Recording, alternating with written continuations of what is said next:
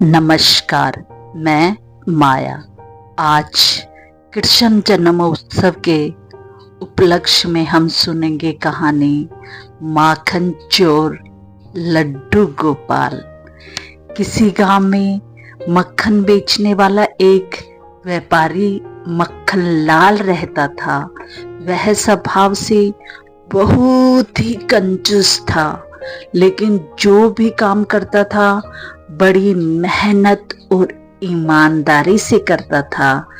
उसके मक्खन को लेने के लिए लोग दूर दूर से आते थे। एक दिन उसकी दुकान पर उसके जीजा और बहन आए। वे सीधे वृंदावन से आए थे। वे उसके लिए लड्डू गोपाल जी को लेकर आए थे। बोले, इनको घर लेकर जाना और इनकी प्राण प्रतिष्ठा करके पूजा पाठ करना। मक्खनलाल बहुत ही कंजूस प्रवृत्ति का था। वह सोचने लगा, अगर घर लेकर जाऊंगा तो उसकी बीवी इस पर श्रृंगार और पूजा में खूब खर्च करेगी।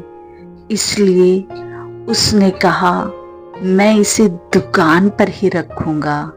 उसकी बहन ने कहा कि तुम सुबह सुबह जब दुकान पर आया करो तो लड्डू गोपाल जी को दुकान से थोड़ा सा माखन निकाल कर भोग लगा दिया करना। यह सुनकर मक्खनलाल थोड़ा सा हैरान हो गया कि अब इसके लिए भी मुझे मक्खन निकालना पड़ेगा, लेकिन फिर भी उसने अपनी बहन को हाँ कर दी। अगले दिन जब वह दुकान पर आया तो उसको याद था कि मक्खन का भोग लगाना है, लेकिन वह कहने लगा, कोई बात नहीं, अभी कल ही तो इनको यहाँ लाए हैं, मैं अभी 2 दिन बाद इनको भोग लगा दूंगा। उसने कहा, गोपाला, अभी तो आप खा पी कर आए होंगे, मैं 2 दिन बाद आपको भोग लगा दूंगा। ऐसा कहते कहते उसको 2 सप्ताह बीत गए, लेकिन वह कंजूस मक्खनलाल रोज ही आनाकानी करने लगा। एक दिन जब मक्खनलाल सुबह सुबह दुकान पर आया तो उसने देखा आधा मक्खन ही गायब है। वह सोचने लगा, ऐसा कैसे हो गया, माखन कम कैसे हो गया। जितनी बिक्री रोज मक्खन की होती थी, दाम तो उसको उतने ही मिल गए, लेकिन फिर भी उसके मन में उथल पुथल मची रही। आधा मक्खन कहाँ चला गया, पता नहीं आधा मक्खन कहाँ चला गया। अब तो रोज का यही नियम हो गया, आधा मक्खन रोज ही गायब हो जाता था। मक्खनलाल को बहुत चिंता हुई। वह सोचने लगा कि आज रात को मैं दुकान पर ही रहूंगा और देखूंगा मक्खन कौन लेकर जाता है। उस दिन वह दुकान पर ही रुक गया और आधी रात को देखा कि एक बालक मक्खन के मटके के पास बैठकर दोनों हाथों से मक्खन खाए जा रहा था। मक्खनलाल हैरान हो गया कि यह बालक कहाँ से आया है, कौन इसको लेकर आया है, इसके माँ बाबा कहाँ हैं और यह दोनों हाथों से कैसे मजे से मक्खन खा रहा है, जैसे इसी की दुकान हो।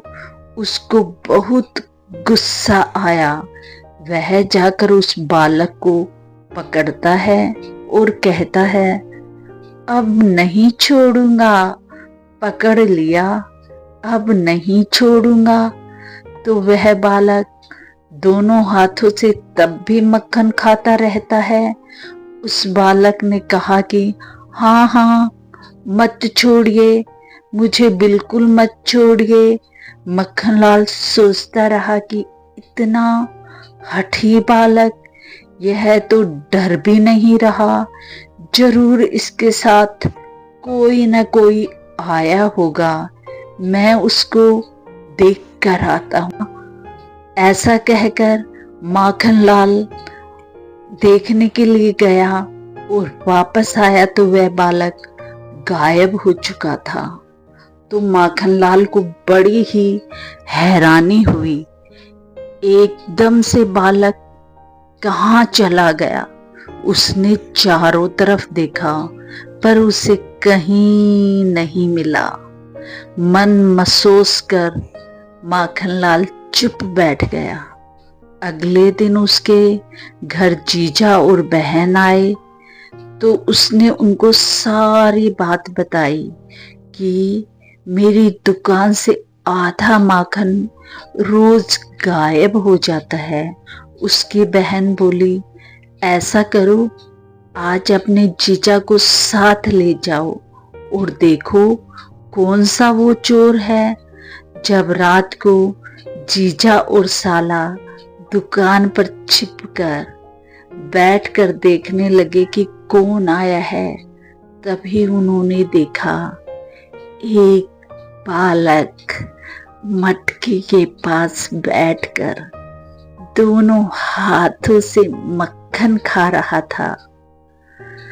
तभी वह दोनों उस बालक को पकड़ लेते हैं और कहते हैं, कौन हो तुम, कहाँ से आए हो और यह माखन क्यों खा रहे हो।